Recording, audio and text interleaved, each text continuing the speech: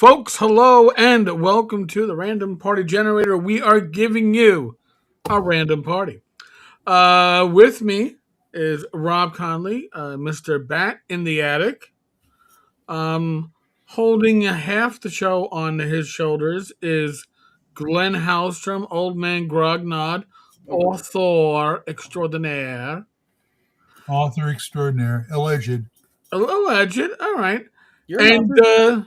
with us today is Don Samora with the Tower Games. Alleged publisher. Alleged publisher. He's a bit more than alleged. He's an actual publisher. Yeah. Actuality.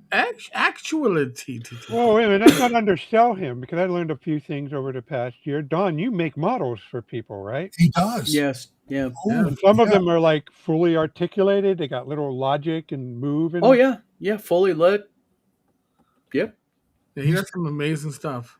Which will be auctioned off Some of it will be auctioned off. Yes, at WizardCon for the certification. Yes. for Tim Kask's thing we're doing in Tim Kask's name for getting people Adobe certified for InDesign and Photoshop. Nice. Very cool. Yes. So, by the way, just as a side note, on the Discord server, right before we went live, I had people have been asking me, are there examples of live play on this channel? And except for, I guess, 2 sessions of Shadow Dark, there are not live plays on this channel, and there's a reason for that. For the most part, live plays are not exciting. And we are. I don't know, both the ones we ran were exciting.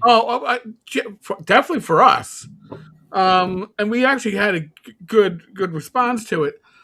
But if you watch most live plays that are regular online, they are either boring as hell or they are fake. Okay, they're not really live plays; they're actors.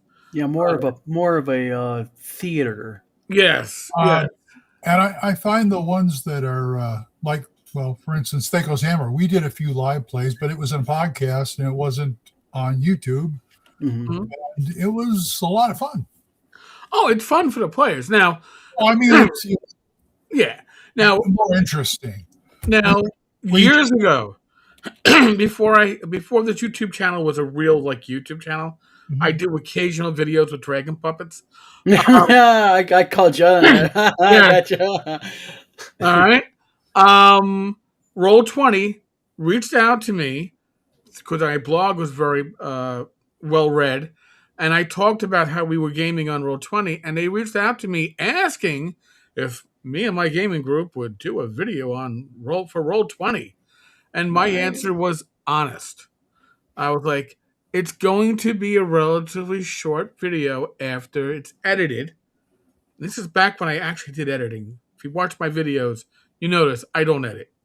But this was, I said, after I take out the politically incorrect jokes and the ball busting and the random chatter, a 4-hour session's probably going to be about 90 minutes. Wow, you gave 90? I'd be guessing more like 15 minutes. Yeah, well, I was trying to be generous. Wrong with 90 minutes. That sounds like a decent length. But I also said, I don't use a lot of the bells and whistles on Roll20. We were running mostly theater of the mind. Rob will tell you that when I run a session on Roll20, it's point on the map. Give me a ping on the map. I don't use tokens. And Rob will tell you I don't use tokens because I forget to move them when I'm a player. I understand that. I've heard that about you. I was part of a live play with Matt Evans, and his version was it was going over on YouTube, and there was audio, and he pointed a camera on the map, and that was it. And that's Matt Finch used to run stuff like that. The thing is. Well, yeah, but me, I use the dynamic lighting and. Oh yeah, Rob. I am a full course press. If Roll20 wants somebody here, I'm going to throw this out there. Roll20. If you want someone that uses all your bells and whistles in a session, Rob is the one. Okay, Rob is the man that you want. Tell him to get a channel. or you can use our channel here. That's fine. But listen, have you ever watched a game session at a convention as standing by? It's interesting for maybe 5-10 minutes, like you're watching it from the side. But do you really want to spend 2, 3, 4 hours watching it live? No, because you're not part of the excitement. You're watching other people have a great time, and you're Well, there. theater of the mind. But Yeah, doesn't I'm not in Critical there. Role edit their their Even Oh, hell. yeah, I Even believe in they do, but shows? they're also it's it's partially scripted. Well, Okay. aside from the partially scripted, they don't point a camera at the group and just keep it on for the whole 4 hours. They film 4 hours or whatever how long it, and then they edit it from there. Right. And of Yeah, course, but- they're adding the acting in it, which probably makes the editing easier. Right. But they're not subjecting you to raw footage. Right. They're really set up though to do this correctly. I mean, they've got like post production. Yeah. I mean, They got multiple camera angles. They're doing it together. And they're not doing it from like virtual remote locations. But and yes, modern audiences do watch people play games for 4 hours at a time. It's a whole thing. We're not going to listen. There will be in 2026. I will tell you this: there will be some live plays, but they're going to be live plays because I promised folks I'm going to do a Dragon Slayer live play this year.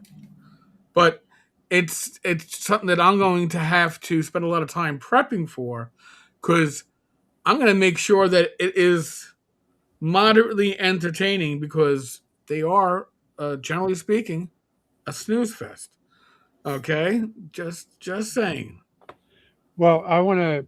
It's on a tangent, but it's Yeah. related to the Roll20.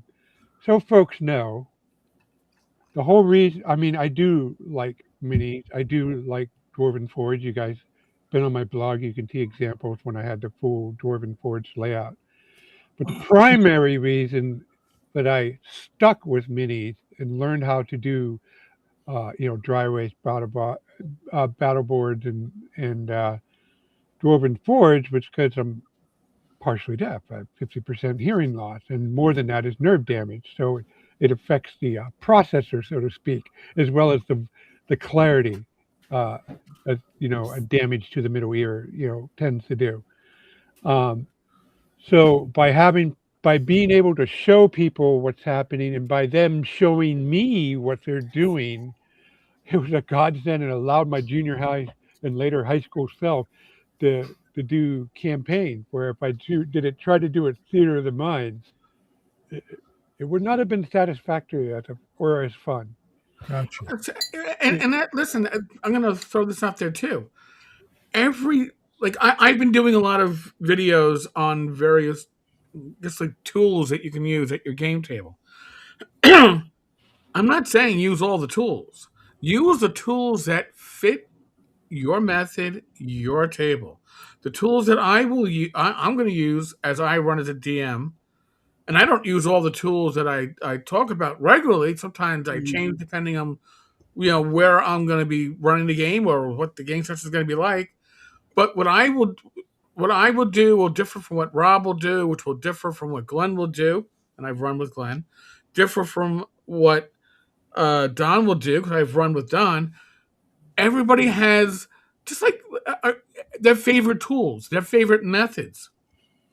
You can't put a square peg in a round hole without a lot of effort, a lot of force, and it doesn't do so well.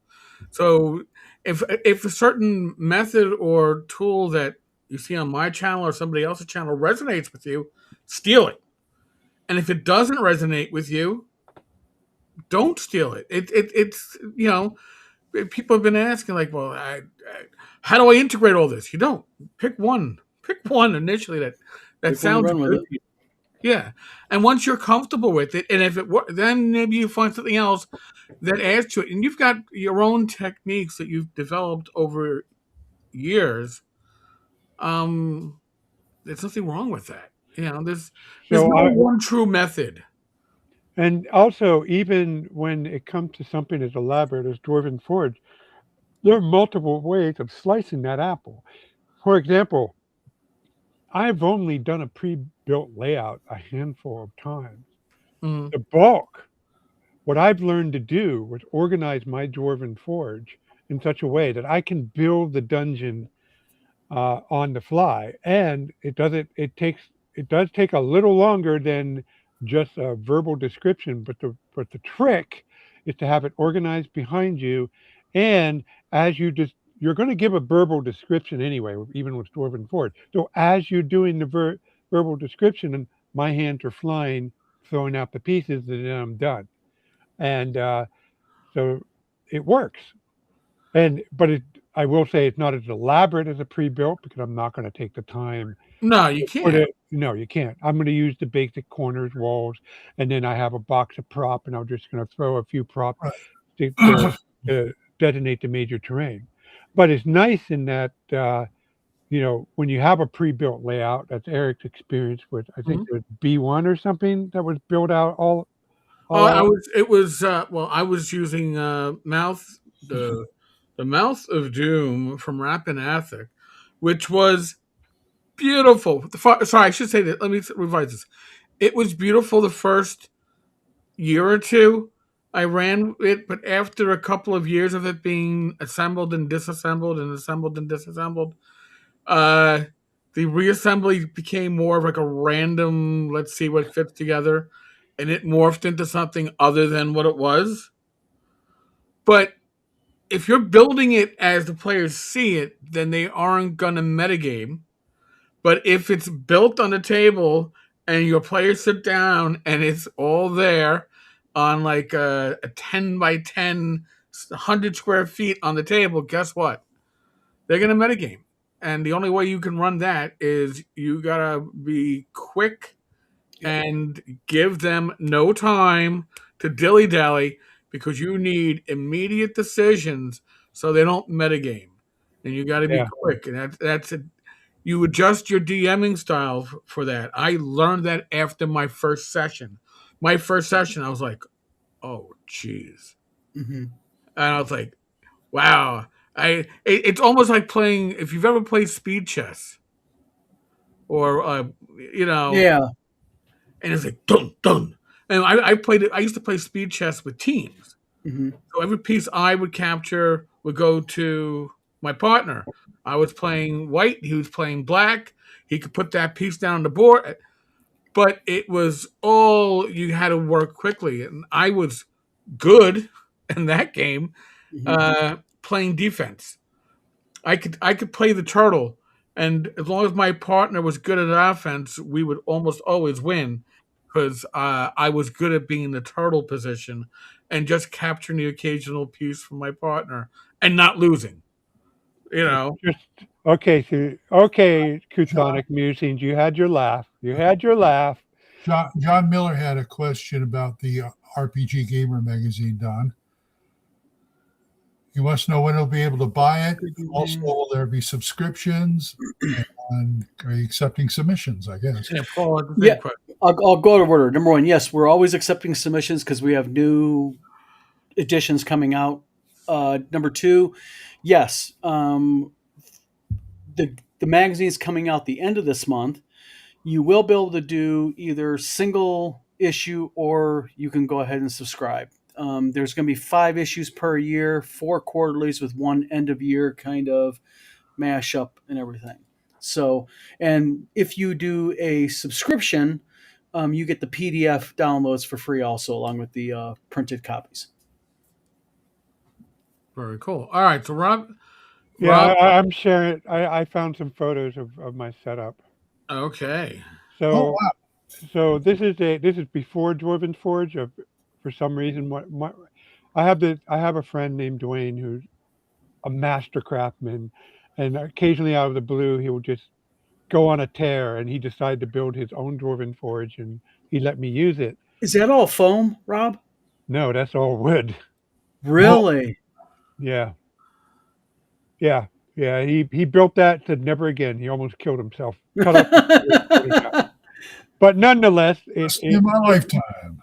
So I have this box that's nicely organized, and as you will see, so there's my battle mat, there's my table, Nice. but here's another setup. I built this on the fly. This is part of the same dungeon, and I did have some resin dwarven forge. That's where the door came from, so I kept those handy.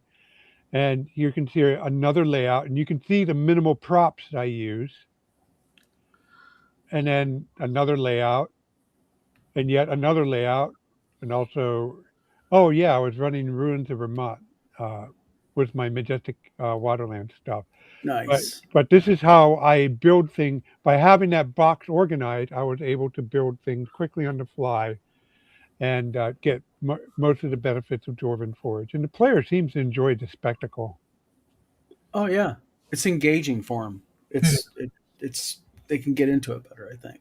Yeah, I just use I've got a set of blue dungeon tiles, and I remember those. Yeah, I still got the whole set. And what I do is basically I lay out the dungeon like the night before during prep or whatever, take a picture of it, then print it out on the printer and label the tiles and 1, 2, 3, tile 1, tile 2, tile 3. So I do that too. Yeah. So because the damn things have a grain, and you have to account for that when you do your layout, or you don't get the in-between walls right. Right. So that way I can go, okay, this piece goes here. And I can still do Fog of War. So nice. Yeah, what I did is I hacked the Dwarven Forge website because they had a dungeon builder on there using their tiles. And I was able to access their folder with all the images, and I just downloaded it so I can build my dungeon with CorelDRAW, which is easier for me. nice. Not that they did do exactly a bad job, but it wasn't a good job either. So Nice. And if you were ever wondering, now you know. Yep. oh yes, Melmon. So back in the middle 2010s, okay, so those of you don't know, I played for my system of choice for 2 decades was GURPS. As you can see, I got 3 foot of GURPS books up through, I would say 4 feet of GURPS book up there. Nothing wrong with that. Yeah, I GURPS. love I love GURPS. If you Unfortunately, didn't play Jackson- GURPS, you use the supplements. They were great. yeah. And Steve Jackson has strong opinions on open content. So, in short, there are no open content and no open licensing of GURPS. And when, after I did my initial Roundup supplement, Majestic Waterland, while I was happy to continue working with that, I wanted my GURPS. So I looked at Fudge. Because Fudge was built, for people who don't know, Fudge was built to address some of the shortcomings of GURPS, especially when you come playing the very small people with the very large people. And if you ever played Fate, you're playing a version of Fudge. Yep. Essentially, yep. So I built a Majestic Fantasy 4DF version. Then I play test it, and that's what the short price list is for. But Fudge has a problem. Well, actually, Fudge doesn't have a problem. The 4DF has a problem in that if you give a +1 bonus or 1 step bonus, it's a huge difference. Instead of you jumping from a 50-50, you'll jump through a 67 to a 70% chance of success. And even the math idiots in my group noticed the problem when they applied experience to the character. They went, Rob, I'm really good now. What happened? And they didn't like that compared to the other system. I mean, they wanted to be better, but not that much better that quickly. Mm-hmm. And at the time, I was busy with the Judges Guild. I was busy with the OSR stuff, and I never did figure out. And eventually, I figured out if I would have done 2d6 minus 2d6, it would have eliminated some of the problem, but not all of the problem, because now you're on a 2d6 roll. You're in traveler territory, basically. And but by then, I did too much work with my Majestic Fantasy, and I made Majestic Fantasy work the way I like it, and that's what I'm going to stick with. That's your story. You're sticking to it. Yep. Yeah, when I came back to gaming, I was gone from gaming from 97 to 2007, 2008. When I came back, I found all the like interesting like free games, and Fudge was one of them. Hmm. Was it Oh, by O'Sullivan? I was like, and I'm like looking at it, I'm like, oh my god, this you could do so much with. And I was overwhelmed with how much I could do with it and did absolutely nothing with it. yeah. If you want to get into Fudge, this is the book to get. That's the one. Yep. Yep. Okay. Yep. Remember, guys, this is not pick it up and just run it. This is a No. toolkit. I've got your Fudge. and I've got somewhere in the closet a set of not fate dice, fudge dice. Oh, I got fudge dice. Oh my god, where do I have wooden fudge dice. I mean, I got more buying the fudge dice because I thought, why are you getting just a few fate dice when I can get like 12 fudge dice? They are on the shelf over here somewhere, and God knows where. Yes, that's something that turns. Sometimes people get turned off. It's like DCC. You got to use different dice, and Yep. some people don't like them. Oh yeah, Right. Oh, yeah. So there. roll the fudge dice, point the camera down. Yep. But Oh, that's yeah. fudge. So I wrote a 0 there. Another 0. Oh wow! I wrote a +3. That's not common at all. But that's fudge Okay. dice. So you have plus, minus, and blank. 2 faces each. Mhm. that's right. And while I have this out, for those of you who are fans of Stranger Things, And Oh yes. Oh, okay. this is not a recent facsimile. This was the one they made back in the day. Oh, so Nice. the original And Demogorgon. the original Demogorgon. And then I saw, watched the show, season 1. It's like, I thought the miniature looks familiar. I got that miniature. Pulled it out. we went out. Oh, we went out today to an antique store in Norman, and they had some game stuff there. Really? Ooh. They had some minis, some old, Grenadier minis, sets of them. But they really think very highly of their stuff. They Price-wise? had 3 box sets of the TSR Marvel Face Rip, 2 of which was the basic and advanced. And I had that box set, the advanced box set. They wanted $70 for that. It's like, geez, But what condition was it in? fair. Oh, yeah. All right. If it You was get that in collectibles period though all the time. Like even in the the sci-fi Star Wars collectible stuff, Uh-huh. you get somebody who has like a little Star Wars figure that's like maybe worth $10 and they want 150 for it. It's like, but it's Star Wars from 1977. is it still in the blister pack? They had It's not in the No. blister pack. No. They had a set of the 12 Grenadier Classic. I don't know. I don't know why I do this, guys. minis. But yeah, They wanted like $85 for them. Mm-hmm. Yeah, I know they're lead and not whatever. Right. So you can I get was both 12 of years old with Star Wars, and yes, Excellent. Looks like I- Chewbacca, and we got Darth Vader and Obi-Wan Kenobi. That's right. these are original Mhm. Christmas gift from 1978. Original Kenner. Nice. And then this is from my kid, so I just kept it. But yeah, Yes, Shark Attack. There is love for Ah, Orcus. C-3PO. this is a newer one. But I forgot. I have. Oh, sorry, Han. Forgot to show you as well. But yes, I have. Han Solo. He's another survivor. Nice. I did lose a stormtrooper, Tusken Raider, Luke Skywalker. They're gone. Oh, bummer. No Leia, huh? And my buddy in the back, I probably had a Leia, but she disappeared early. R2. I'm going to do an R2D2, but I want to do an R5 conversion.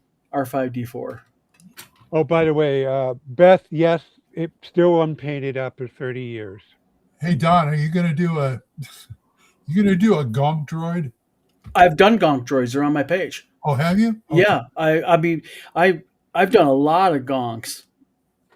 Last one I did was for a guy for breast cancer awareness, and I had it painted like all trying to challenge me to do a pink gonk and make it look good in It's Star Wars. so funny. Many years ago, we took the Gage and Gavin to Disneyland, and that's back when they were still doing the regular fast passes.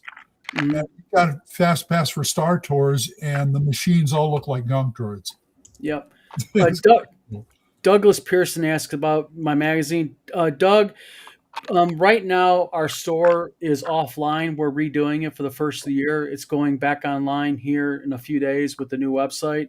But there'll be a link to the magazine, but the magazine's not physically going on sale until the end of the month when we actually have physical copies.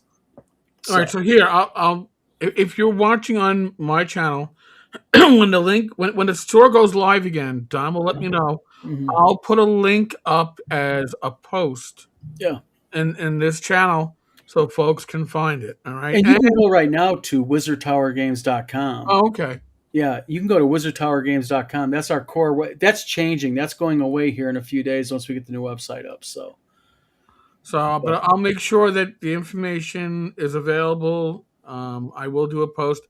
And here, I'm going to address something. OSR Christmas is going to come alive again. I'm going to put the paddles to it probably on Sunday. Mhm. If I don't take my Tylenol, I have a splitting headache that goes on from the sinuses from this damn flu. So if you've noticed me to be a bit more dopey than usual on these live streams, it's because I'm a bit more dopey. We understand it takes you a while, but if it takes any longer, you could just do like OSR Valentine's Day. Yeah, I know, but Christmas in January.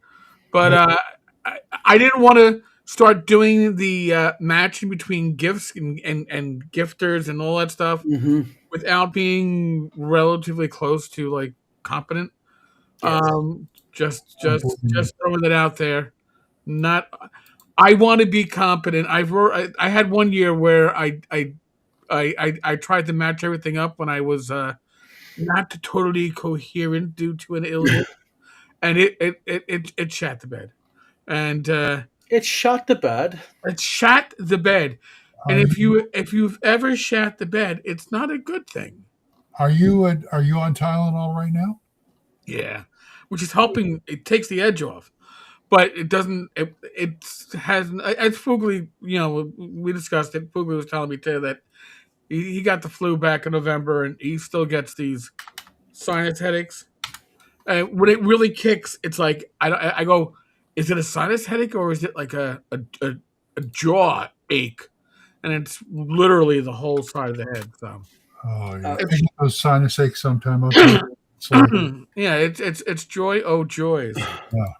But I've got a history of sinus problems during my life, and I know those. No, Beth, I've had 2 blood tests this week from 2 different doctors looking for, and one is a nephrologist who's on top of this. But yeah, no, it's not liver damage. I haven't been taking mega doses of Tylenol. It literally is. I got the flu Saturday after Christmas, and yes, I got on the Tamiflu right away, which took the main symptoms of hacking up your lung and Nice. sneezing constantly. You got rid of lung cookies, did you? Oh my God, yes. I sounded like a 2-pack a day smoker for a bit, and yeah, no. So, and by the way, Beth, I see a nephrologist, a cardiologist, and an endocrinologist, and 2 were this week and 1's next week. They all. Well, you've got all the ologists all right in your hand. Right? I've got to. I didn't mention the podiatrist, but that's because it's not until next month. Don was sending me dirty pictures, and those are your gonk droids. They look really nice. Thank you. Yeah, I do a full size Han Solo and Carbonite, R2D2. Yeah, it's beautiful stuff, man. Yeah. Yes, Fugly, it's not a tumor. It's not a tumor. It's not a tumor. It's not a tumor. Oh, God. God help us, each and every one of Are us. you sure? I've had a tumor. This isn't a tumor. Okay. It's, I no, listen. There's a lot of things I can't take for decongestion because of high blood pressure. So Mm. I do it anyway. But that's me. So I know. When you get desperate, you're like, yeah. I mean, I'm not supposed to take Advil, but I take Advil. dude. So anything new in anybody's gaming thing? Rob, you got any new projects coming down the pipe? No, I'm working on the old project. There you go. Yeah, I guess. Yeah, I got one thing to show. Proctologist. No, I worked it out with a finger. So it's particularly exciting, but it's the counter tables. I'm a big fan of Oh yeah. Tables. the Monster Manual 2s. I think they use a D8 and a D12 for a 2D20 for a 2 to 20 result. But what that mechanic does is creates a plateau. So all these common results here have equal probability of showing up. Ah. And I recognize that program. And what I did, yes, this is InDesign. And so what I did is I elected to do a 1d4 plus 1d8 and structure my counters. So I'm going through and I got to finish up these encounters. And I didn't really plan it, but I realized after looking at I was double checking stuff against my island of Piade. I realized I did not account for rumors, so I am scrambling. So I generated rumors. Good. Rob, what question for you? Why do you use InDesign for that and not Corel? Okay, because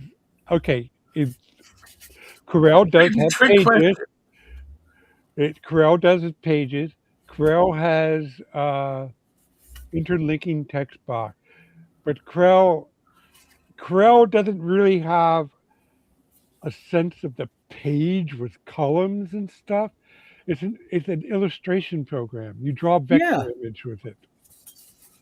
You have those tools because sometimes your vector image is a poster or some other thing that involves a lot what of version text. of Corel are you using then?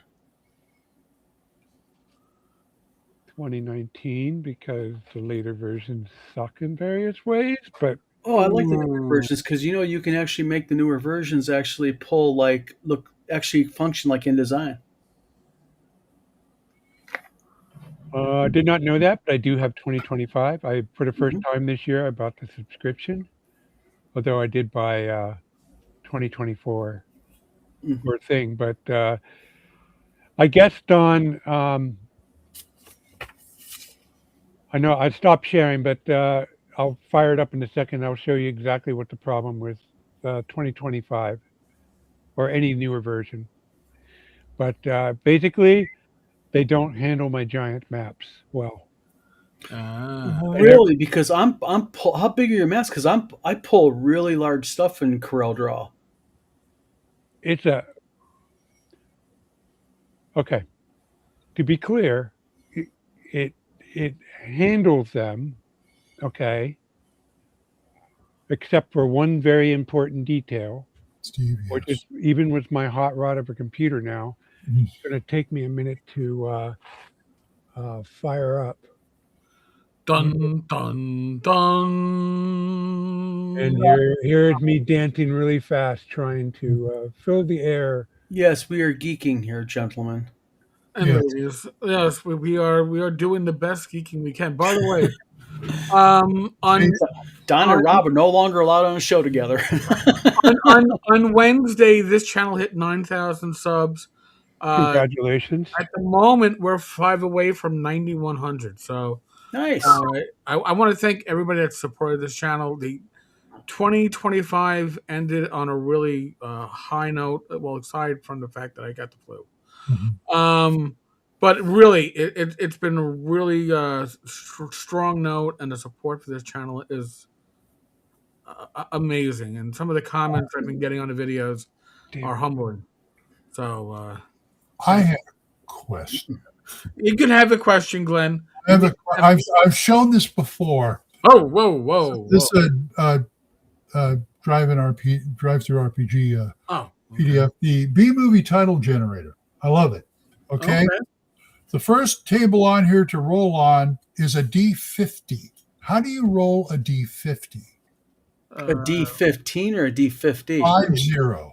5-0. You know what? What's his name? The guy with all the great the perfect dice used to have a D50. Zachi. Zachi used to have a D50. But but it was basically like their D100, which was a round ball with 50 nubs on it. You just take a percentile and you half it. Yeah, I mean, as long as it's an even multiply of a D100, they just do the D100. Okay. I think didn't Goodman do like a D50 book or something like that? I thought it was weird because I opened this up and the first D50. What the hell? D50? Who the hell uses a D50? But that's how you. Oh well, that was my curiosity question of the evening. You're allowed a Curiosity. Yeah. It killed the cat, but I mean, you're allowed a curiosity question. Okay. Well, satisfied. All right, get in there, Don. Oh, you're fine. Or buy a D50. Yeah, see, Ricardo, that wouldn't work because. Yeah, what ends if you have 1d6 minus 1? It's. All right, I am prepared. Now I got to share this properly. Share screen. Yeah, I can't do a window. I have to do entire screen. And we are live. We are live. Here is the screen. All right. So so you guys know I am drawing the entire Majestic Fantasy Realm as one giant map file. What size is it? I don't know. What's 103 inches by? Okay. So it's 103 by what? 78 or something? 224. 224. Oh, you're going the opposite I do. Okay. Yeah, it's 204 inches by 224 inches. Okay. All right. You see how I'm zooming in? Yes. This is 2019. Yes. This is 2025. Okay, so what you've got is you're getting the pixelation. Are you going up though into view and going high res? Views in the upper left, yeah. You should be able. Oh, there you go. Yeah, it's enhanced. Never mind. You're clicking on enhanced. I know. I battled with Corel with this. Wow. This started with Corel 2020, but you see that pixelation? Yeah. That's weird. It doesn't do it in mine. That's really strange. You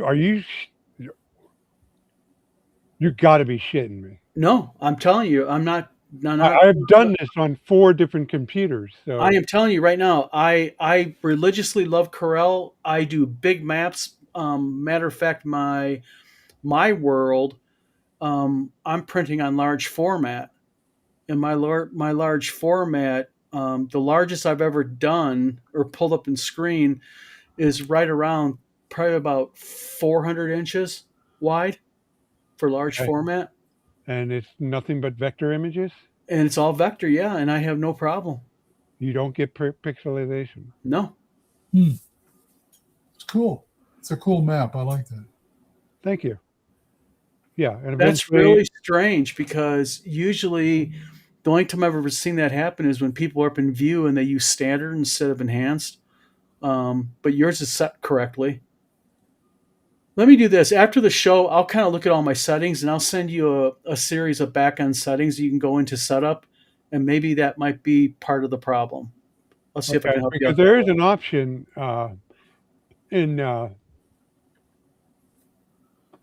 there is an option in here where I turned it on and it made it better, but didn't eliminate the pixelization, but it made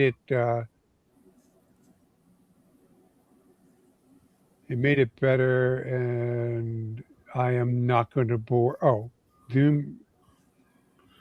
Right. Oh, right here. Low resolution preview for responsive zooming and panning. So if I go here, let's try this. Maybe it's a consequence of having that on. And now I go to view, enhance.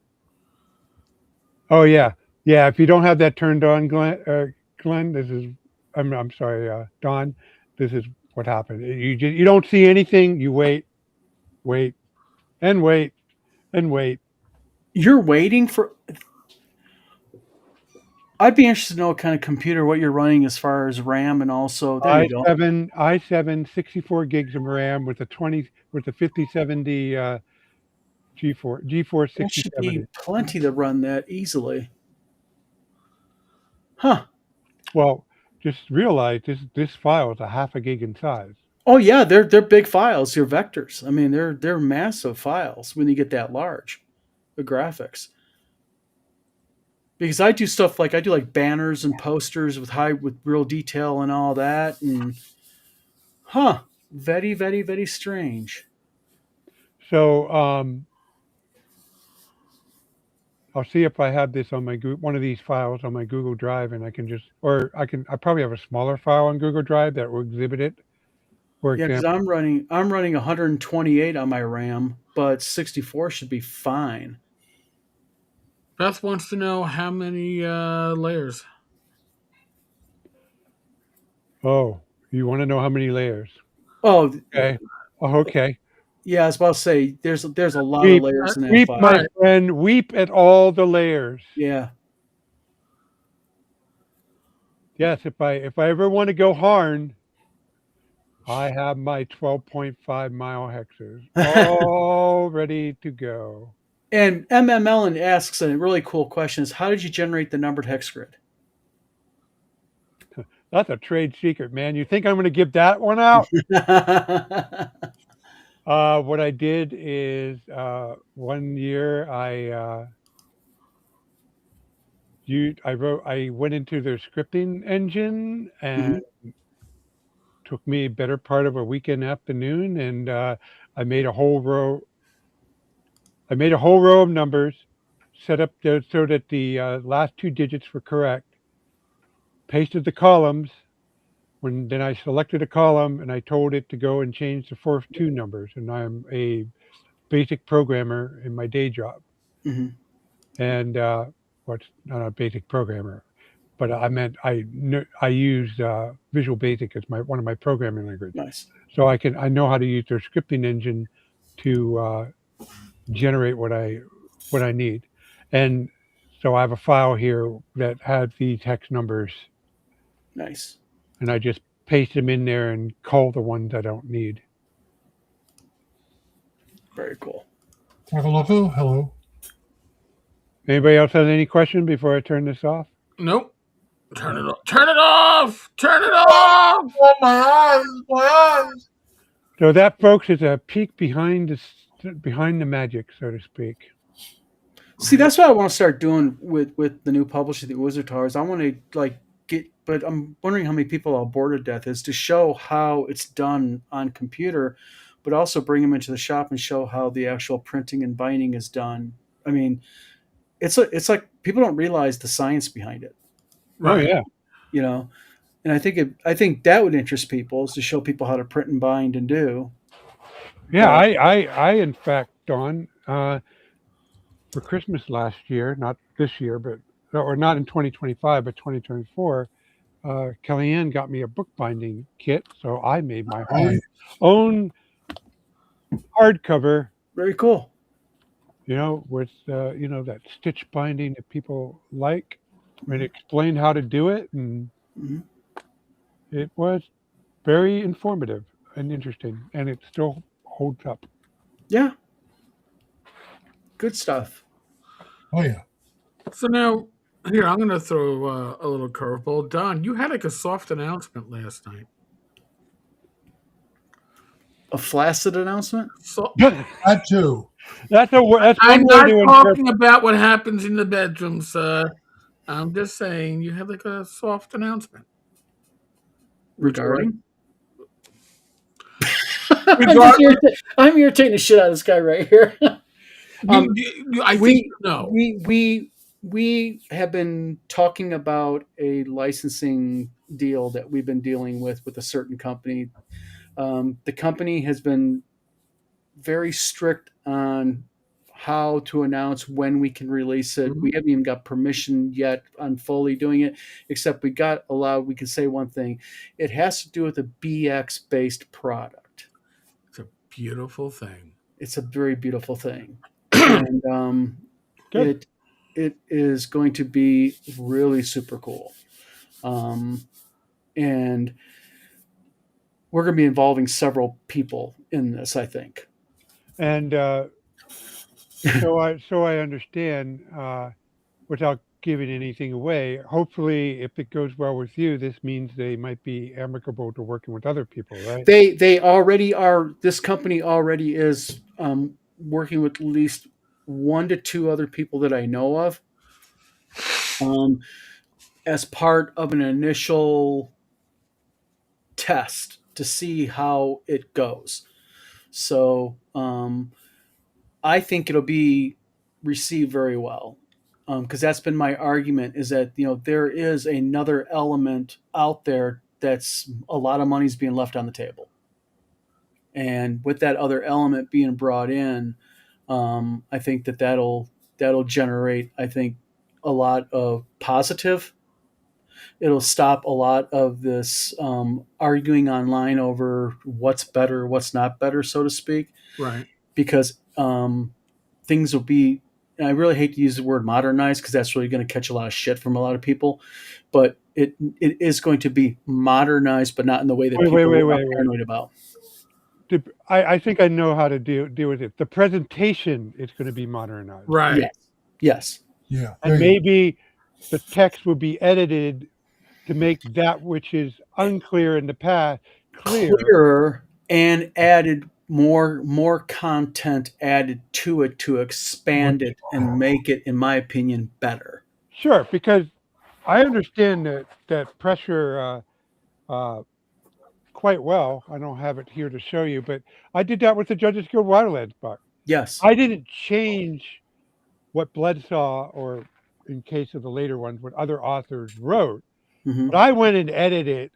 I rearranged it, and there was some stuff that I, after I parsed it a while and played with the tables, got what they were going for. It made sure the way the new my revised guidebook said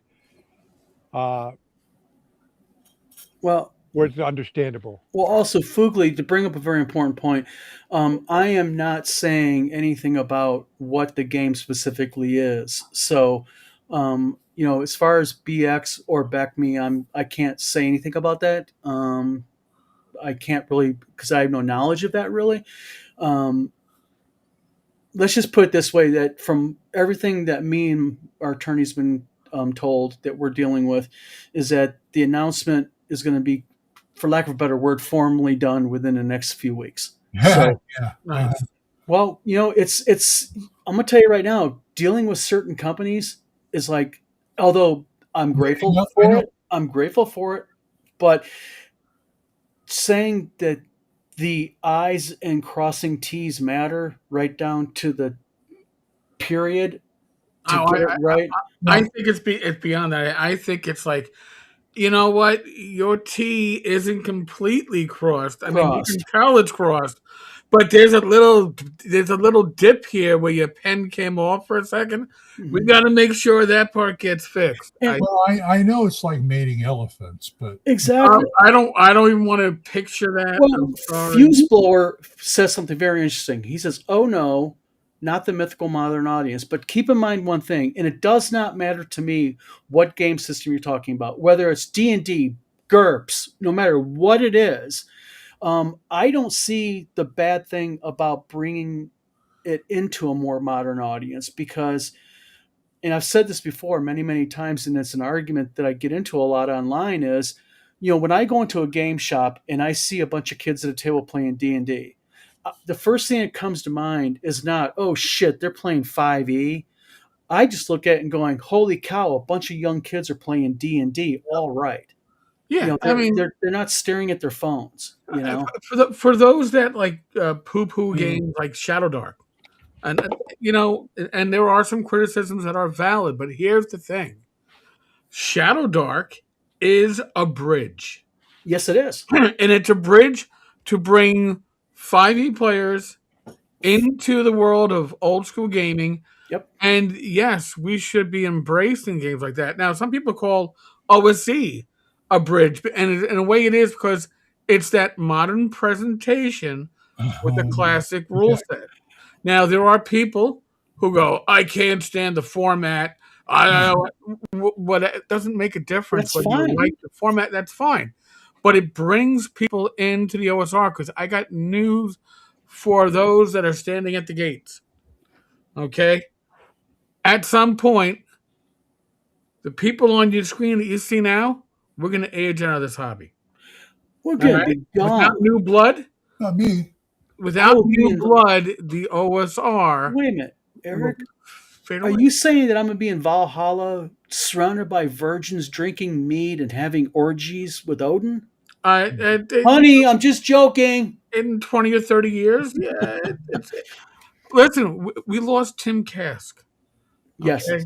We just lost Tim. absolutely. Sadly, we lost that. Okay, man. that's a generation in front of us. Yeah. Right? Time moves on. The only option besides getting older at some point is passing away. Yeah. Okay? And I want this hobby, the OSR, to survive my passing and the passing of others of my generation. And you only do that by bringing in new blood. That's Well, right. something Tim used to say, and we'd be on the back porch, and Wampler was there. Wampler can attest to this. Is we had to be on the back porch just shooting the shit while he was smoking a bowl, and Tim would go talking about games and everything, and he'd be like, playing D&D is playing D&D. No matter what version they're playing, it's a positive for the hobby because it's bringing people in. Right. And think about it this way. I remember when second edition came out and everyone was like, oh, they messed up D&D. Oh, they screwed the game up. Oh my God. And people were just like going, oh, geez. And now what is second edition is one of the most well-loved editions of the entire line, Mm-hmm. So it's all perspective on age, you know, um, I like AD&D 1E. I like that system. I like BECME and BX. I'm not a fan of second edition, but I believe Bad Mike is a lover of second edition, isn't he? Bad Mike actually is a BX. I think he's 1E BX. I think he runs BX at cons. Gotcha. But the point is no matter what edition that you play, except if you play fourth edition, then no, you're not going to be forgiven. Yeah. But the point is I'm sorry, go on. gaming is gaming. I mean, D&D is D&D, and we're always going to be. There's always going to be that element of sitting on the porch going, get off my lawn. And one day, 5e players are going to be 58, 60, 65 years old. Old school. Yeah, and they're going to be the old school guys. Yeah. So. Can I point out something here? Can you show my screen again, Eric? Mm-hmm. This is the Waterland of Fantastic Reaches, the original. It's a scan of it I made. You can see how it's presented. See the content. For a modern audience, you don't need to change stuff. You just need to go in here and let's get to you change the presentation. You make it look nicer. Yeah. Yeah. And, so where do I do the Silver Skiing Island? Oh, now I should have turned to this page. Okay, right here. This is my presentation. So over here is this information, Mm-hmm. is this information. Yes. It's all the same stuff, except it's more compact. And if you noticed it, where's the heading, Rob? Where's the heading it had? Well, I went over here and I made notes on the map. This is this is not original to the D. This is my own creation, but it's based on my Mhm. experience using the map. And I didn't I didn't base this right up on how I used it as a majestic waterland, because that's a very different setting than what the blood Mhm. sauce offered. I used this as my experience from working with the original. And so, all the information that was in that paragraph about the island of Skin, which is Mhm. this part I'm highlighting, is right here. And as Yeah. far as rules goes, this is all the castle information that Mhm. was in the Ready Ref sheets. And here I like to think that the layout I did is a little bit more user friendly than the layout they had. And I even managed to squeeze in some of the original illustrations that Mhm. they used. So this is what I feel means presenting to a modern audience mean. Yeah. You just take the advantage of the technology to present it the best way while keeping the content maybe edited in terms of explaining things better, Mhm. like transportation, uh, resource transportation. This was not as clearly explained in the original Ready Ref Ski as Gotcha. it is here.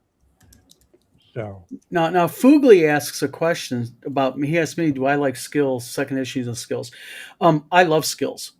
I like the use of skills, depending how you do it. My open worlds RPG, which is my own amalgamation of an RPG, has skills, but I think it's all depends upon again presentation and how you utilize them. I don't like how D&D utilizes their skills and implements them. the whole But point of skills for me is that in my Living World Sandbox campaign, players want to do other things other yes, than combat and spellcasting, yep, and they want, more importantly, they want to be better at these other things. yes, So I called it back in the Majestic Waterland supplement. I was cognizant of the sensitivity of the OSR at the time had towards skills, so I called them abilities. Uh, And but now I call them skills. But I still keep the principle that OD&D had was any character can, outside of combat and spellcasting, any character could do anything. How to get yes. adjudicated kind of varied. Some people rolled D20 under a skill, 3D6 under a skill, multiply your attribute. No, I'm sorry, not under a skill, under your attribute. Multiply that attribute by 5 and roll percentage underneath that attribute. But nonetheless, all fighters, magic users, and cleric could sneak around, could deal with locked doors, could deal with traps. It Well, wasn't until the thief came around that people got the idea that only thief could deal with these things. well, I think the idea, what I like about, well, the system, the way I implemented it is that I always thought it's stupid that magic users couldn't use swords, but I understand the theory behind it. A warrior will always be better at So melee combat than a magic user just because the way they brought up and they're trained. But in my game, like as an example, I if you want to pick up, if you're a fighter, a warrior, and you want to pick up the skill spell casting, go right ahead and do it. But the problem is you're going to be so behind the eight ball and be able to implement that. You're going to be, it's really dangerous for you to do that. So, because think about this as a warrior, if you pick up a scroll, you could try to read the damn thing. Doesn't mean you're gonna read the scroll right. right. And bad things can happen. But I just think that, and that's why I kind of call it the open worlds role playing game, is because it's open. A lot of things are open to everybody. Like you know, picking locks. mhm. Why is that just a thief skill? It shouldn't be just a skill available to thieves. Why can't anybody try to pick a lock? Doesn't mean you're going to be good at it or you'll Right. be adept at it, but why not? So Well, Yeah. I mean, again, everybody likes their own flavor. I believe Dragon Magazine, it was either in the late 60s or early 70s numbers.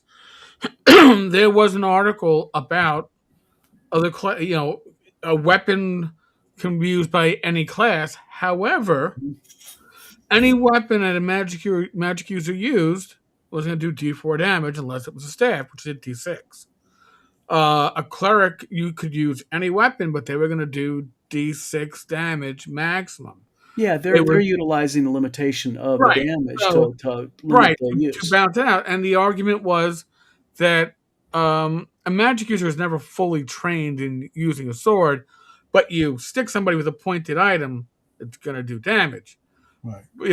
But their argument was the only weapon that could do D6 damage in a magic user's hand was a staff, because it doubles as a walking staff. Mhm. There's a lot of something that they would be more common to use.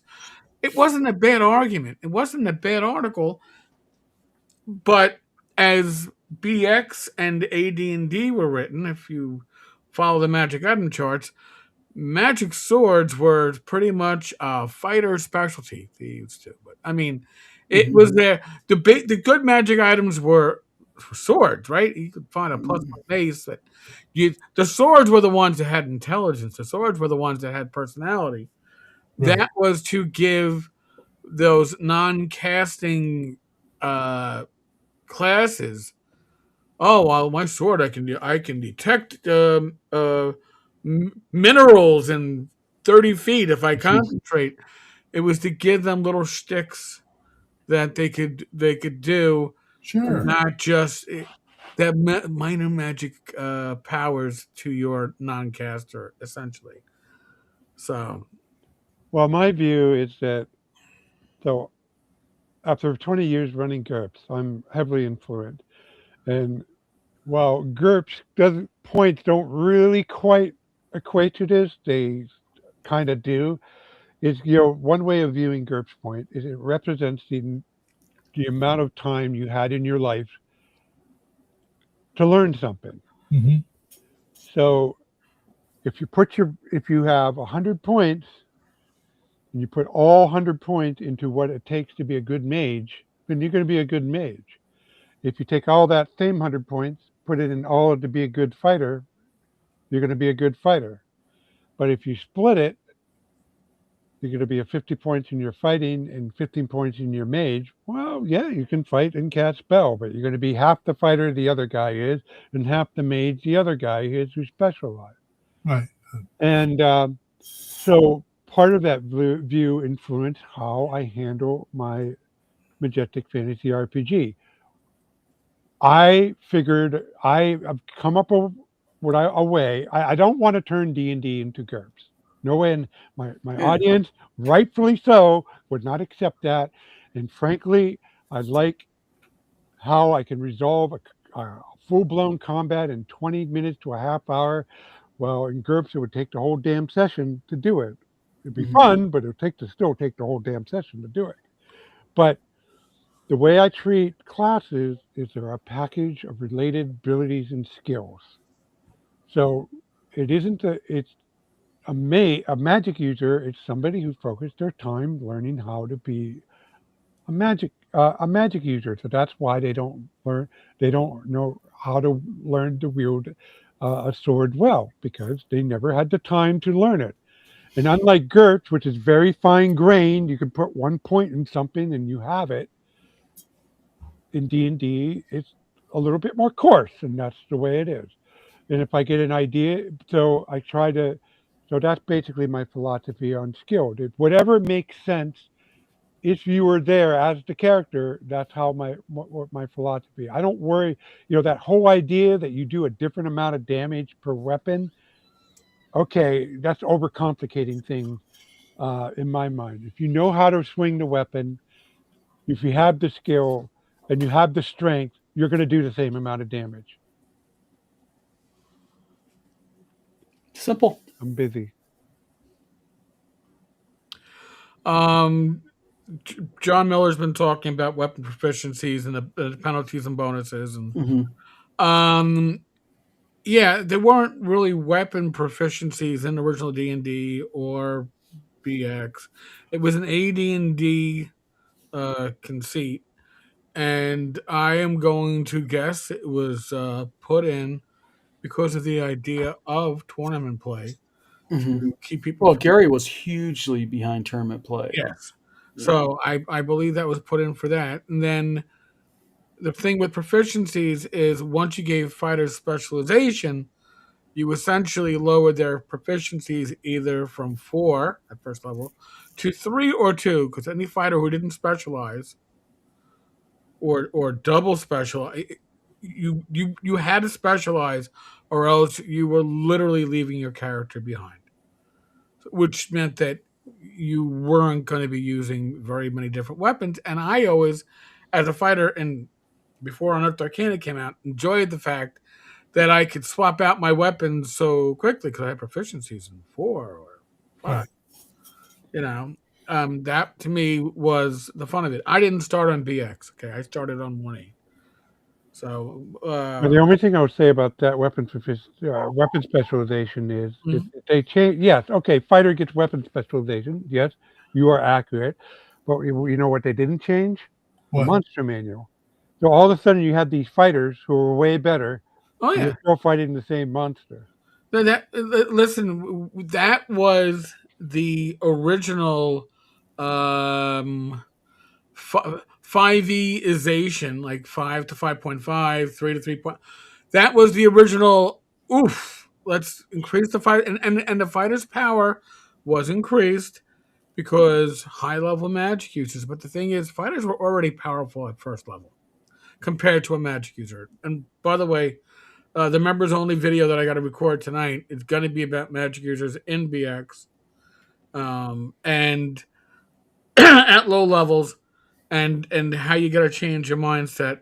But I will say this: I think there are 2 house rules that, if you're playing BX, Dragon Slayer has 2 house rules for magic users that I think are excellent. One is you give magic users the same bonus you give clerics. You have a high intelligence, you get bonus spells. Doesn't throw off balance much if you add the second house rule, which is you can't prepare the same spell more than once. So you can't spam sleep. You've got to become more of a utility spellcaster. And I think that's where magic users in BX do actually shine. So you don't become the nuclear force until higher levels in BX. There was a comment about from somebody saying, a lot of things in a lot of game something to the effect is a lot of rules don't make sense in the world, but they make a good game. And that certainly you could approach making an RPG a fun game to play. That's what D&D 4E did. They said, we're going to make a fun game out of Dungeons and Dragons. Another approach, which is my approach, is I make a version of D&D that's true to my Majestic Fantasy realm. Now, my Majestic Fantasy realm is not like Tekkamel or Garanthia. I really play on the standard D&D stereotype because not only I like them, they're more relatable to the players. And years later, it turns out it's more easily shared with the rest of you guys. Mm-hmm. But that's my criteria. And that's why I picked Swords and Wizardry core rules as my starting point, because that was the addition of classic D&D that was easy for me to manipulate, still keeping it classic D&D, but making it true to my world and not function as a game. I rarely ever use game logic. Right. It's always world. If I add something to it, it's because it's world logic.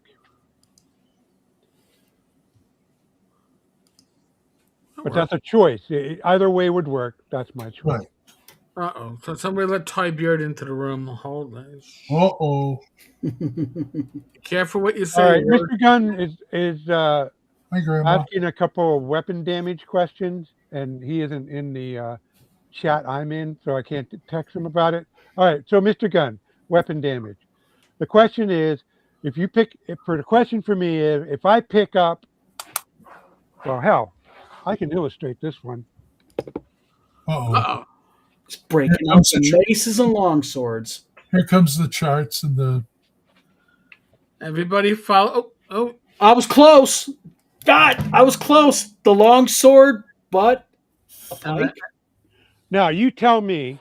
Now this obviously is not real steel. I have one over there, but this is more. If this was steel, this would be more steel than this guy. uh, Okay. So which one of these would do more raw damage if I swung it at a human being? Well, it's going to be this. There's more metal behind this, more impact. But it also depends upon, and this is where we get into, Yes. we're getting more into.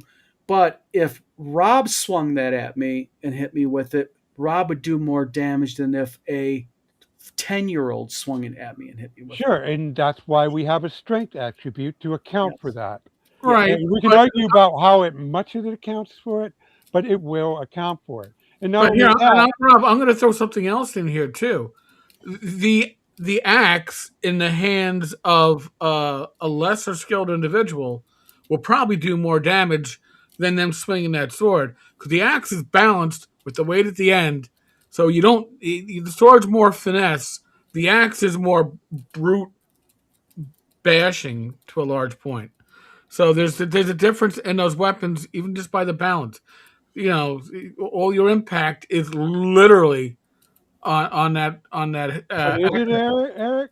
You're talking about skill now. Its skill is about, you can consider, there's a lot to way to slice the skill apple, but you could consider skill as just But- being able to land a blow the correct way on the but target. So if but that- I'm hitting the guy like this versus hitting the guy like this, it's going to make a difference in the damage. So what are we represent? How we're choosing to represent this in combat does make a difference. So you could make a case for damage. But also, there's a case. Also, the other half is this: is that how technical do you really want to get in a game? Exactly. I mean, keeping it simple sometimes is best, and I think that's why it's just kind of a blanket. Long swords do 1D, whatever. Battle axes do 1D, whatever. And if you kind of do that with just a few adjustments, your modifiers, I think that's better because then you get in. Because what I really hated about some editions is, well, you're going to do an arrow, you're going to shoot an arrow. Okay, what's the wind velocity currently going on? And it's like, Well, I'm Keep going it to submit simple. this to you, Don. So I didn't do that with my Majestic Fantasy RPG. Yeah, I have the traditional damage associated with the different weapons. Yeah. But when it comes to this, let's consider this guy, okay? So historically, each of these existed to serve a different purpose in the hands of a trained warrior, okay? Mhm. Now, this is not perfectly representative of what I was going to say because the real axe of this is, but historically, axe you use in battle, this is called the beard. It would go down to here. Mhm. And the Right. beard was used to bind weapons, okay? This part was used for reach, thrust, reaching thrust. Like a spear. Right. And this part, even though I don't have this particular weapon, this part, the one I have in my game, this is a hook. This one is used for punching armor. That's Yep. why it's a different shape than this. But the way I would handle this weapon in my system, I wouldn't go overboard with wind velocity. Fuck no. But I would allow what I call a combat stunt is in lieu of doing damage, you can try to bind your target's weapon. They get a saving throw, though it's not as good as doing damage. But if you really needed to bind your weapon, you could make the attempt. And if they fail their save, you bound their weapon. And your friends in your party can take advantage of that. And and if you decide to use this aspect of the weapon, you get +1 when you're attacking somebody with plate armor. And if you're using this part, you can attack them from 10 feet away. Right. And I don't go any further than that. Gotcha. So that way I give a little bit of the tactical complexity that I enjoyed with GURPS, but not in a way I feel it's overboard. And it's in the description of the weapon. So if you Mhm. say, if you pick this weapon, you'll see that listed and say, oh, okay. And the only requirement to do this is that you're proficient in the weapon. Don't complicate it any more than that. So I think there's a balance. If you want a little bit more than what standard D&D offer, you can get that. You can get that in your game and still keep it D&D. Right. Sorry for the digression. No, That's okay. that's what we're for. But now I got to place that axe back because I had to secure up there because I don't want that fucker to fall. Man found dead in his study with an axe over his head. Yeah. Wife has been blamed. She claims she's innocent. I did not do it. It wasn't me. It was No. And then this video is used as evidence to support the defense. I wasn't here. Yeah, Glenn's like, I was on screen. I keep it up on the stairwell right there. Nice. Oh. Oh man, we've been bouncing all over the place. We have been all over. Well, you got your title for this. If you need a catch-all title, the HEMA episode. Somebody came up with that in the chat. The HEMA episode. Yeah, HEMA is the crazy people who wear real armor and go at each other with live steel. Oh, with live steel. Jesus. Yeah. The riddles. Bring up a YouTube video sometime, and after you do HEMA. Oh my That's god. the crazy folkers. They do full body contact, the whole 9 yards. Welcome, Mr. Gunn. Well, Crom laughs at them. Oh, and for people who want to see this in action, I have this part of a free download, so I'll share that with Eric in a second, and he can. Okay. Yeah, I before I came out with my basic rules for the Majestic Fantasy RPG, I have a double check that. You want to watch a video of people impaling each other on spears and longswords?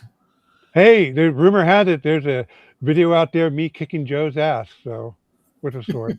Long sword, but a sword nonetheless. Historical European martial arts. Is that like being kicked in the balls? I don't know.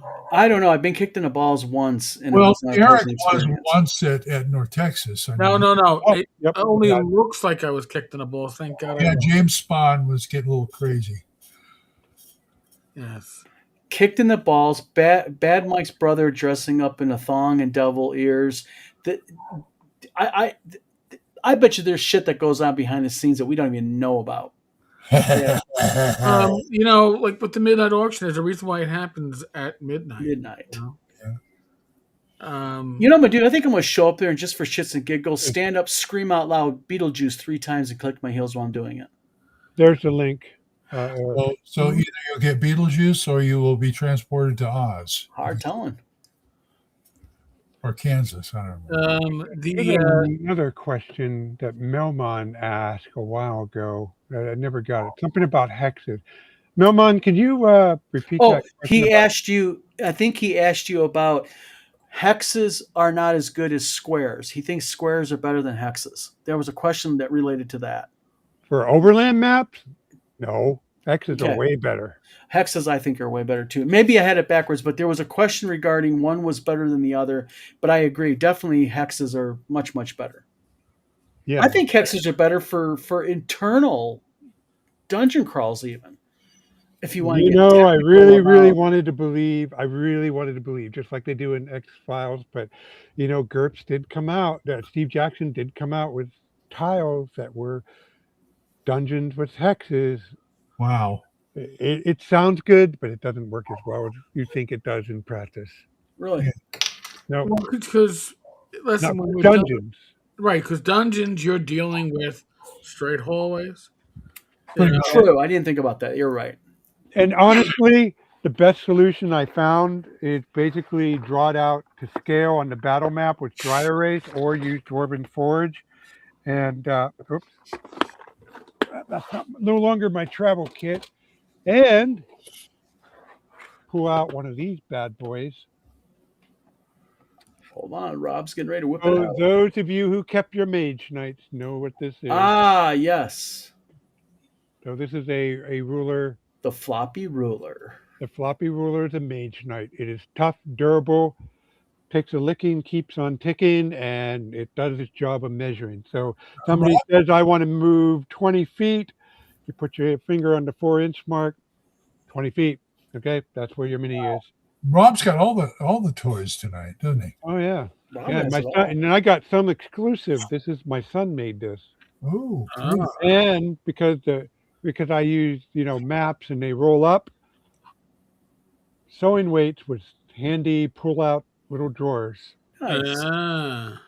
So those of you who will be seeing me at Page, you'll be seeing me use this in action. Oh, and it's an official OSR box. Oh, official.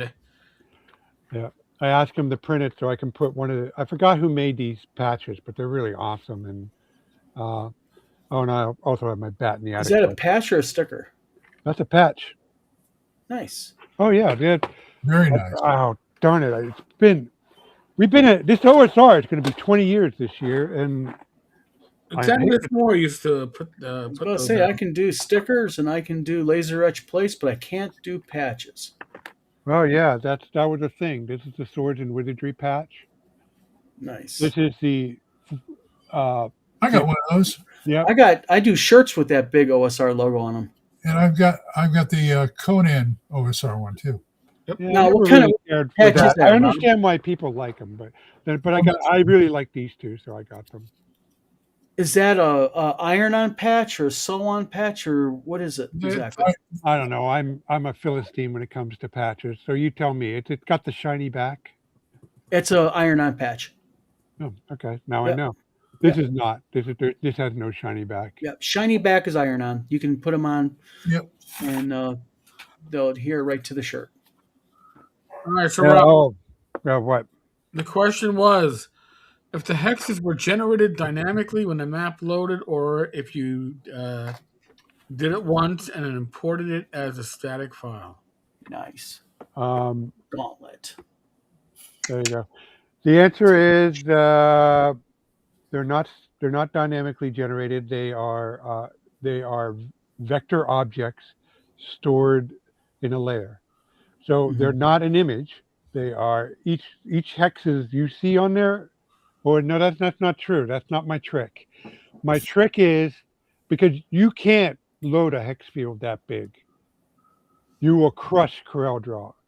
Just if you have 10,000 hex, that map has 10,000 hexes in it. It will crush CorelDRAW. Wow. However, if you draw the walls of the hex as a single object and the line of hexes going across, then it's only like 2,000 objects and it's easy to load. And that's what you see. What you've seen on that map are about 1,000 lines this way and 1,000 lines this way. And there's 3 sets. There's one this way, and there's one this way, and there's one this way for the column. And that's what forms my hex field.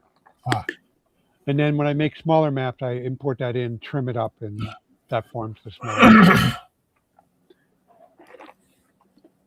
But yeah, doing that technique allows me to make hex field of basically any side. Very nice.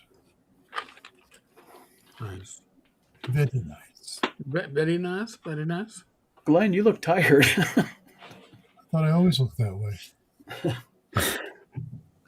Yes, but from our New Year's Eve presentation, we got to see this from fully awake Glenn to sleep Glenn. Glenn was a little bit more than asleep. We saw all the phase changes in between. Glenn was like, Glenn was mellow. yeah. They call him Mellow Yellow. I managed to go on. I'm still I managed to go on GoFundMe today to put a GoFundMe up, and I, off the bat, screwed it up.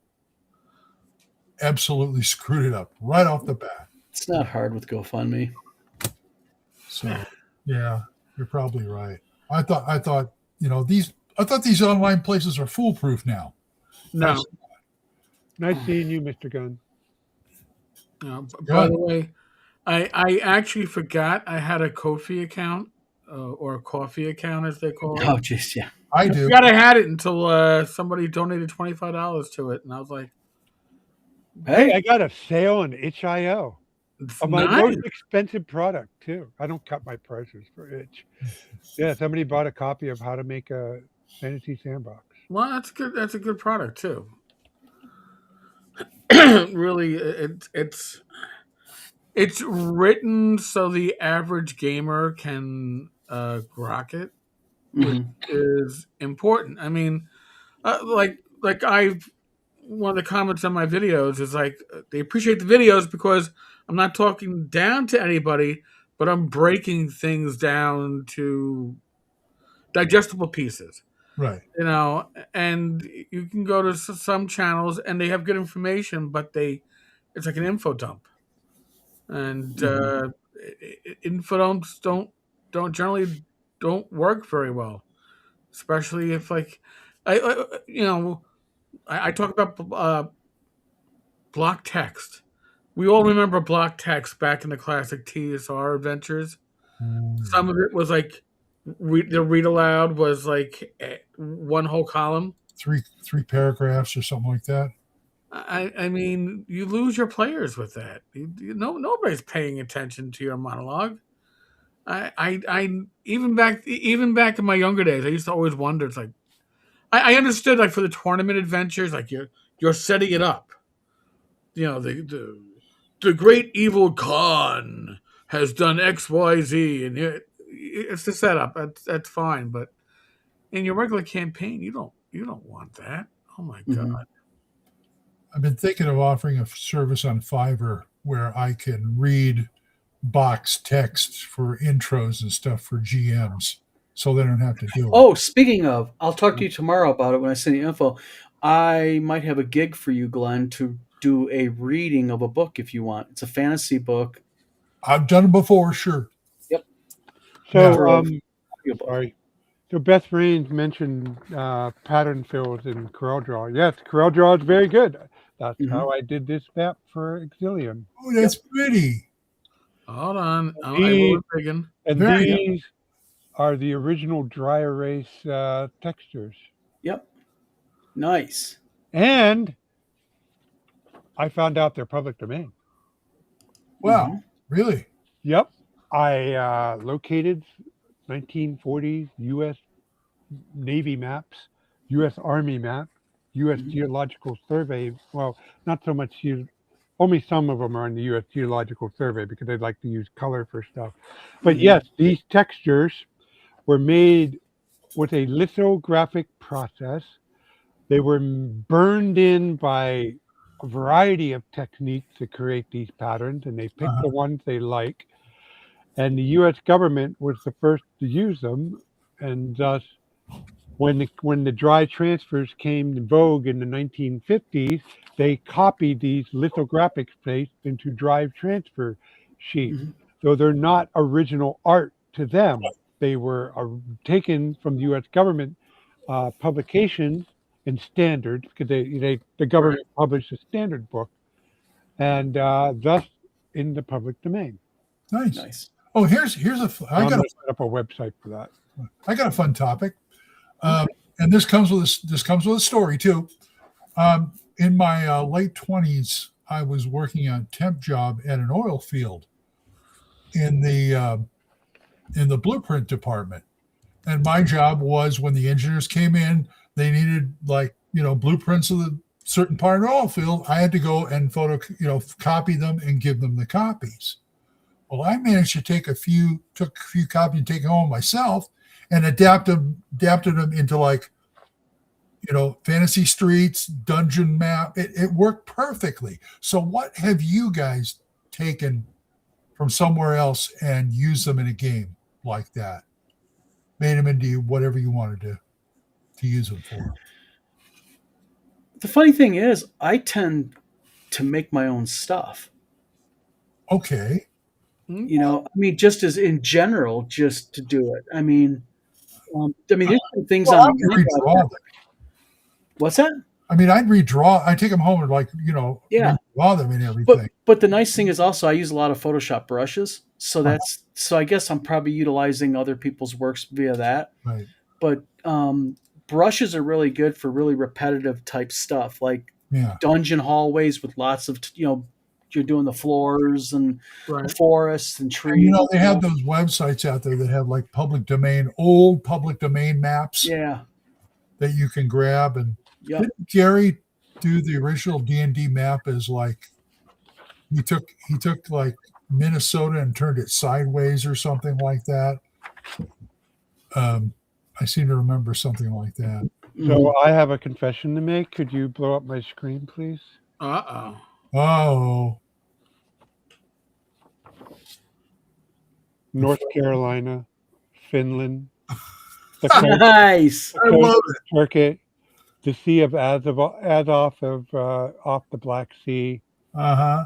Wales. See, but that's the kind That's the of thing I'm talking about. version of yeah. I Cornwall, love that type of Scotland. shit. That is just absolutely great. Oh, and this is a topographical relief of the Allegheny Mountains. I always loved Nice. that. The Himalayas. And the thing is, people looking at that would never come up with that. But it has authenticity. It's got reality built into it. The Yeah. thing to remember, folks, terrain is fractal. So you could go out after a rainstorm, look at a puddle that has jagged edges, take a picture of that. Sure. That can be a coastline. Yeah. That's Because true. nature does things in the small. In that regard, nature does things in the small as well as the large, and they're similar process on different I scales. just love that type of stuff. Ricardo, you're right. This is map bashing, Yep. which is always fun. Yes. Bashing. In model building, they have a thing called kit bashing. Yes. Right. Yes. It just random stuff sometimes can really make overall when it's all done cool stuff. Even for like role-playing minis, you can kit bash them. Yeah. You know, you can kit bash anything. Eric is yawning. Glenn was falling Sorry. asleep earlier. It's not you guys. It is the remains of the flu, guys. Well, maybe Okay. there and Eric, maybe we can tie this up that you get some sleep, man. Yeah. I mean, normally we go to the 2-hour mark, but I think we're going to have some failed saving throws here. pretty soon. Yeah. Mark, yeah. Well, yeah. All right. You don't have to twist my arm too much. Well, Rob, wait a minute. One more thing. I want to regret saying this. So, guys, I'm on Tenkar's Tavern on Discord. So I don't hop on there and follow the conversation that often, but the notification is on. So if you have questions for me, I know a lot of people have questions, just go at Robert S. Conley and ping me and I'll answer it. Bing. Yeah, and they're good answers too sometimes. perhaps. Sometimes I make my skill check. God, I apologize for being not quite 100% health. I'm working at it. We'll forgive you this time. Well, You'll be ready come con time. yeah. Well, I actually like my first con of the year is TotalCon next month. Yep, next month. And Rob, by the way, enjoy Paige. Yeah, Have fun. I'll miss you, but we're understandably, but You know Yeah. what? Bad I'm- people, man. You're on video with bad people here. You are. But I am going to be on 10 a.m., folks. I'm going to be on a panel with Kelsey and a bunch of other folks Very on cool. the current state of the OSR. Oh, that should be good. Oh, boy, And those I'll give you a preview. The current state of the OSR is good. Rob, we're gonna want a summary for 2 weeks from now when we do the next episode. Yes, So- I will be glad to give that. All right. Post So operational just lay it out. report, please. yes, and tell Kelsey that I said hello. I'm sorry I missed her. I'll see her at North Texas. Okay. She is. To be honest, I'm going to be a little starstruck. I mean, I know I'm the old guy in the OSR comparatively to some of these people, but man, she's doing really well.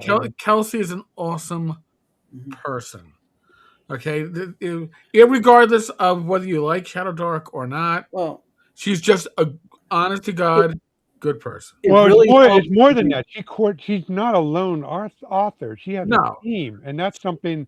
Yeah. That's a And trick she even I have. encourages community and others to build Yeah. off her work. So yeah, So she has skill, and she's a genuinely nice person to boot, and that's Yeah. a great combination. it And, really it's hard to beat.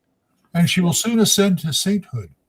Well, I don't know about that. I don't know if any of us will, but maybe. Don, Glenn, thank you for joining us tonight. Anytime. Well, Excuse me, folks. Again, thank you to all the subscribers. Thank you to all the members. The viewers. You're all. It's very humbling, and it's been a 2025 ended on a high note. 2026 is kicking into high gear, and if I was healthy, I'd be doing even better. But I'm gonna get there. You're getting there. Live stream tomorrow night. Myself and my wife, Rachel, Gamers Health. Well, I guess you have your topic already picked out. We had 3 doctor's appointments between the two of us this week. We kind of stacked them up nice, high, and heavy. All routine, but so other than that, God bless, and I'll catch many of you tomorrow. Members only video will hopefully go up later on tonight for full release for everybody tomorrow afternoon. Don and I will see you next Tuesday day and hopefully bring in along Mr. Tinkar. I will do my best to make it. Okay. Excellent. All right, folks. Good night, folks.